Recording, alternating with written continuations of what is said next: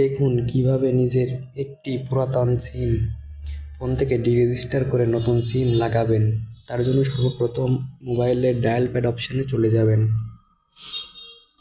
এবং এরপরে ডায়াল প্যাডে গিয়ে ডায়াল করবেন *16*1 #। এরপরে এই নাম্বারে ডায়াল করবেন।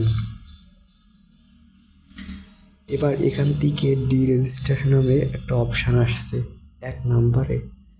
এটি আপনাদের 1 নম্বরেও আসতে পারে, 2 নম্বরেও আসতে পারে।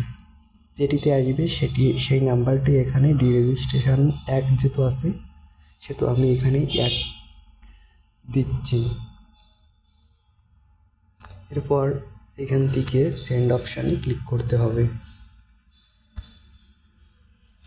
এরপর আপনাদের এইখানে আইডি কার্ডের যে নাম্বার বা যে এনআইডি কার্ড দিয়ে এই ফোনে লাগানো সিমটি বর্তমানে তোলা আছে সেই এনআইডি কার্ডের লাস্ট 4 ডিজিট দিয়ে দিতে হবে এবং লাস্ট 4 ডিজিট দিয়ে সেন্ড করলে আপনার ফোনে যে সিমটি বর্তমানে লাগানো আছে সেই সিমটি ডিরেজিস্টার হয়ে যাবে এবং নতুন সিম লাগালে সেই সিমটি সরাসরি রেজিস্ট্রেশন হয়ে যাবে এই ফোনের আওতায়।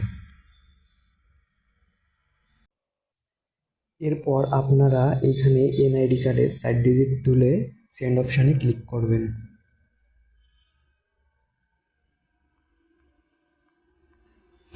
4 ডিজিট লাস্ট তোলার পরে লাস্ট যে 4টা সংখ্যা থাকবে এনআইডি কার্ডের শেষে সেই 4টা সংখ্যা তোলার পরে সেন্ড অপশানে ক্লিক করতে হবে।